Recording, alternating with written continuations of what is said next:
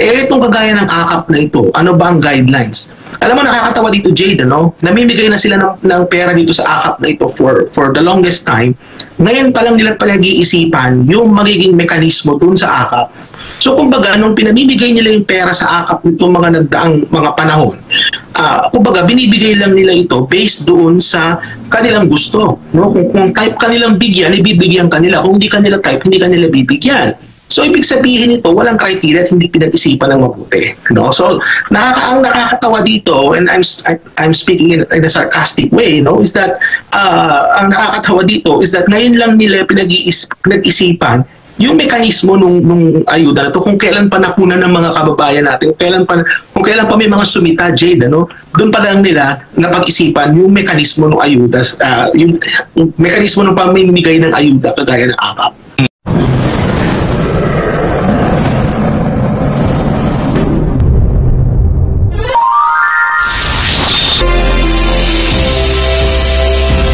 Dr. Michael Batu, isa pong ekonomista. Doc, good morning at Happy New Year po sa inyo.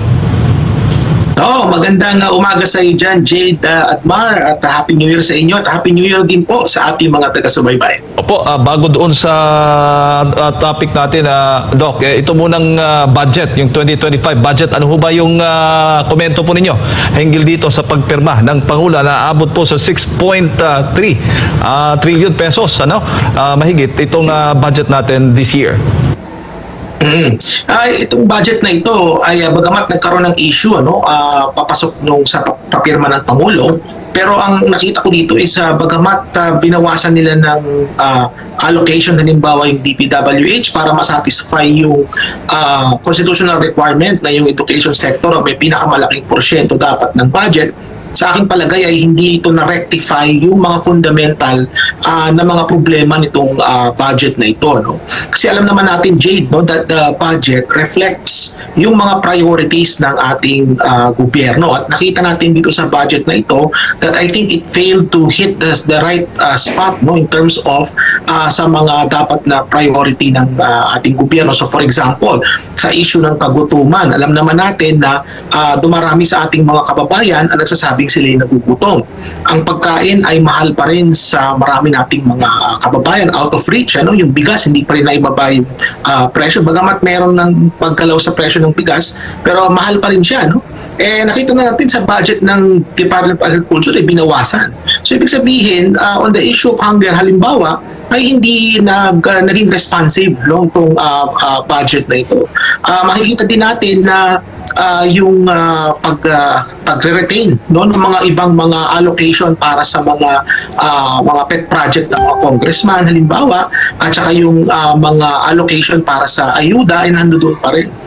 Na alam naman natin na meron talagang mga issue dyan. Isama mo pa, Jade, yung zero subsidy pa rin sa PhilHealth. No? Isa pa rin yan sa mga issue. Kaya sa palagay ko, itong budget na ito, bagamat nilagdaan na ng ating Pangulo at sinasabi nga nila na pinag-aralan daw nila ito, kaya nagkaroon ng mga pagbivito, sa aking palagay ay hindi pa rin ito na-rectify yung fundamental na problema ng budget, which is it failed to respond kung ano talaga yung dapat na priority ng ating gobyerno sa kasalukuyan, Jay. Pero nakikita niyo, Doc, ito nga ang AKAP ngayon, di ba? Sa budget, para ito yung malaki, yung inilaan din, no, ng gobyerno. Paano, ano ho ba yung masasabi niyo dito sa AKAP? Lalo considering eleksyon na. Ang issue kasi dyan sa AKAP, Jade, is that nagagamit nga ito for patronage politics. So ibig sabihin, kung merong mga pangangailangan yung ating mga kababayan, ay kumbaga, hihingi sila ng tulong. Siyempre, ang DSWD at mga ahensya ng ating gobyerno, kagaya ng DOLE, for example, sila yung mga nag-responsible sa pag-disburse ng pondo na yan. Pero hindi mo maiaalis na makahaluan ito ng patronage politics, Jade, lalo-lalo na mag-eleksyon. Halimbawa sa pag-distribute nitong mga ayuda na ito, hindi mo maiiwasan na nandun mismo yung mga congressman habang sila ay nag-distribute ng ayuda in the guise of what we call yung pagbabantay ng mga congressman, yung kanilang kapangyarihan na bantayan kung nadi-disburse ba ng tama yung pondo. Hindi mo maiaalis na nandun sila. The thing is, kung ikaw ay bakante, tatanggap ka ng ayuda, makikita mo nandun yung congressman, talagang pwedeng magamit ito sa pamumulitika, Jade. At ito nga yung nakikita natin. Kaya nga, itong budget na ito, this is the budget that is going towards an election year, hindi mo talaga mayaalis yung agam-agam ng marami nating mga kababayan na itong allocation sa mga ayuda, no, ay talagang magagamit ito sa pamumulitika because for obvious reasons, because we're headed to an election. Opo, at ito ngang may balak, Doc, na mangutang pa daw ng 629 billion pesos ang Pilipinas dahil daw budget deficit. So kung makikita mo dyan, Jade, yan yung sinasabi ko kanina, ano ba talaga ang priority ng ating gobyerno? No? Marami kasing mga issues sa ngayon na talagang top national concerns ng ating mga kababayan. So halimbawa dyan yung trabaho, nandyan yung mataas na presyo ng bilihin, nandyan yung kakulangan ng sahod, at kung ano-ano pang mga economic issues na dapat i-address ng ating gobyerno, at yung pinaka-main na instrumento na ginagamit ng ating gobyerno para ma-address itong mga issues na ito ay yung budget. No? Kasi dyan ang gagaling yung pondo para mapunan yung mga programa ng ating gobyerno to address those issues. Pero nakita natin, Jade, na itong daang mga budget cycle, of course, for the longest time, palaging namang nasa budget deficit ang ating gobyerno. So ibig sabihin po ng budget deficit, mga kababayan, is kulang po yung nare-raise internally ng ating gobyerno para ma-fulfill yung kanilang mga financial obligations. So ang remedy dyan, ang typical na solusyon is mangutang. Ano? At nakita naman natin na ayon sa mga ulat is magkakaroon na naman tayo ng pangungutang, no, to the tune of 629 billion from local creditors for the first quarter of 2025, no, para mapunan itong kakulangan ng pondo ng gobyerno. Pero makikita natin dito, Jade, no, kumbaga saan ba napupunta itong mga inutang na ito?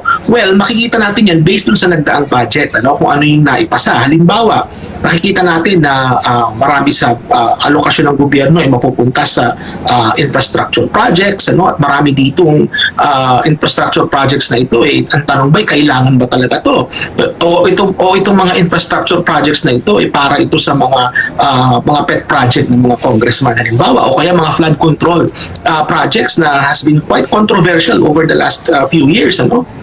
At balikan ko na yung uutangin. So 629 billion yung uutangin, Jade, no, for the first quarter, at meron ding pangungutang mula sa foreign sources, no, for the year, no. For 2025 halimbawa, the government will borrow from foreign investors to the tune of 500 billion in 2025. No, kung titingnan mo, Jade, ano, yung 500 billion na yan, parang yan na yung amount ng ayuda na pinamimigay.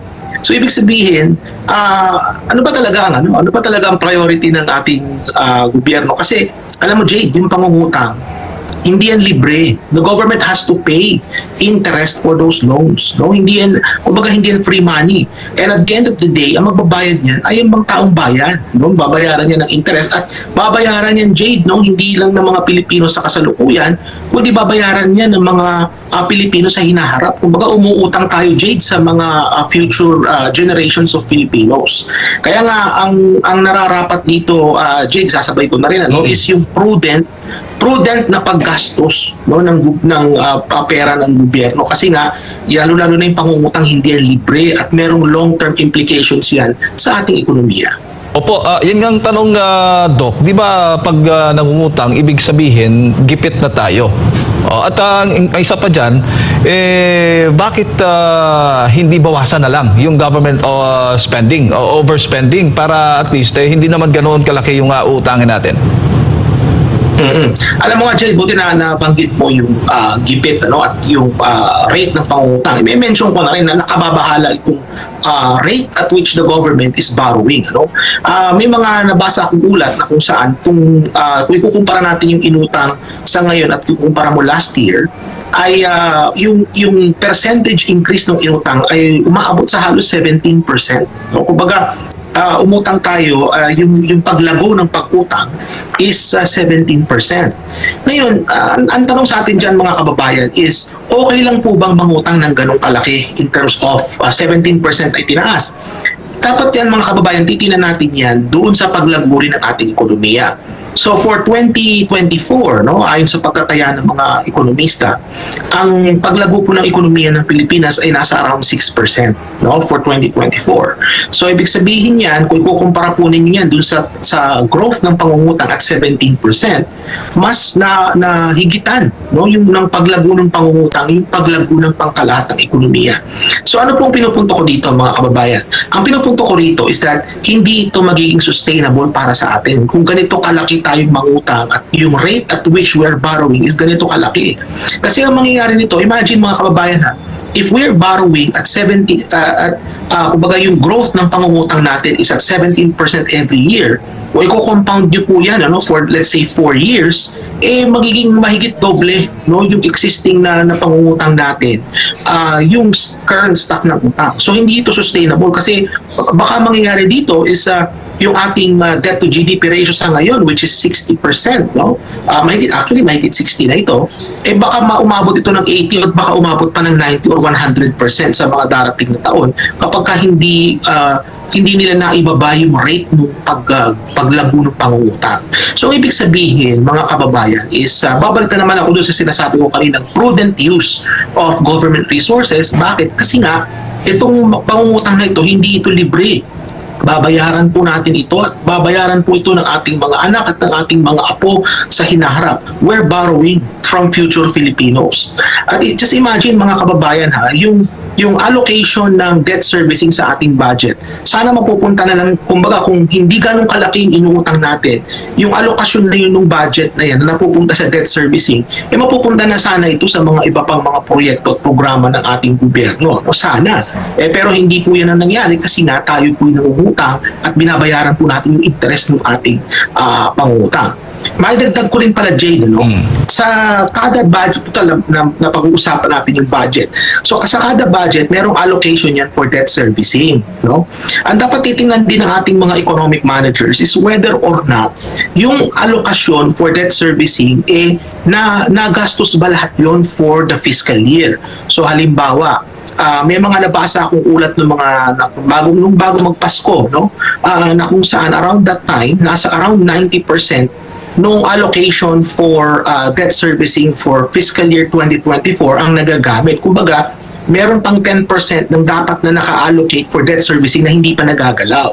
So the question becomes like, okay, kung hindi naman pala lahat mong na-allocate para sa debt servicing nagagamit for debt servicing, dapat yung susunod na taon, yung debt servicing allocation sa budget, dapat mas mababa na siya. Kasi hindi naman nagagamit fully for the previous year. No? So isa yan sa mga dapat na tingnan din ng ating mga economic managers is whether or not nagagamit ba fully yung inallocate for debt servicing. Now, that is a separate issue and question on top of the yung pagdedetermina kung gaano ba talaga dapat kalaki ang uutangin natin sa kasalukuyan, mga kababayan. No? Kasi sa nakikita natin, we're headed towards an election year, tumaas ang antas ng pangungutang, it signals na magkakaroon ng mas maraming paggastos yung ating gobyerno. At makikita natin, considering, mga kababayan, may zero subsidy ang PhilHealth, halimbawa, isa saan napunta yung ibang dapat paggastusan? Diba? So example ko lang dyan is PhilHealth. Pero kung titingnan mo, mga kababayan, dun sa mga ibang programa ng gobyerno, kagaya yung nabanggit mo, Jade, kanina, yung AKAP at iba pang mga ayuda, nakita natin na retain sila. No? So ibig sabihin nito is makikita natin na itong paggastos ng ating gobyerno, unfortunately, medyo hindi siya prudent. No? Kasi nga, napupunta yung paggastos sa mga activities na kung saan hindi ganun kalaki ang balik sa ating ekonomiya. Alam mo, Jade at mga kababayan, yung ayuda po kasi, yan po ay hindi naman talaga yan permanent solution para sa mga economic problems ng ating mga kababayan. Yan po ay temporary solution po lamang. At nakikita natin na ayon sa mga pag-aaral, ang mga ayuda po kasi pagka ginastos ng gobyerno dyan, halos wala pong balik yan sa ating ekonomiya. Walang balik yan sa long-term economic growth ng ating bansa. Yan po ay nakakasatisfy po lamang sa panandaliang problema ng ating mga kababayan at hindi po yan nakaka-contribute sa long-term growth. So, ano po pinupunto ko dito? Part of prudent government spending is to identify kung ano yung mga dapat na pagkagastusan na malaki ang balik sa ating ekonomiya. At yung ayuda, bagamat yan ay temporary solution, unfortunately hindi po malaki, or if not wala nang balik yan sa ating ekonomiya. Kaya dapat pag-isipan po mabuti ng ating gobyerno kung whether or not talaga po bang dapat ituloy itong programang ito or i-refine itong programang ito na para siyang kagaya ng 4Ps. And by the way, speaking of 4Ps, may existing program na po kasi tayo Yes. on ayuda, which is 4Ps, di ba? At yung 4Ps, Jade, malinaw yung criteria kung paano ka makakatanggap ng ayuda, at malinaw yung criteria kung paano ka gagraduate dun sa ayuda. Kumbaga may mga pumapasok at may gumagraduate. Itong kagaya ng AKAP na ito, ano ba ang guidelines? Alam mo, nakakatawa dito, Jade, namimigay na sila ng pera dito sa AKAP na ito for the longest time. Ngayon pa lang nila palagi-isipan yung magiging mekanismo dun sa AKAP.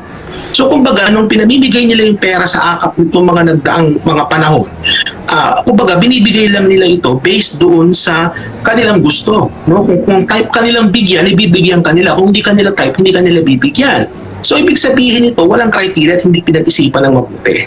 So ang nakakatawa dito, and I'm speaking in a sarcastic way, is that ang nakakatawa dito is that ngayon lang nila pinag-isipan yung mekanismo nung ayuda na to, kung kailan pa napunan ng mga kababayan natin, kung kailan pa may mga sumita, Jade, doon pa lang nila napag-isipan yung mekanismo ng ayuda, yung mekanismo ng pamimigay ng ayuda kagaya ng AKAP.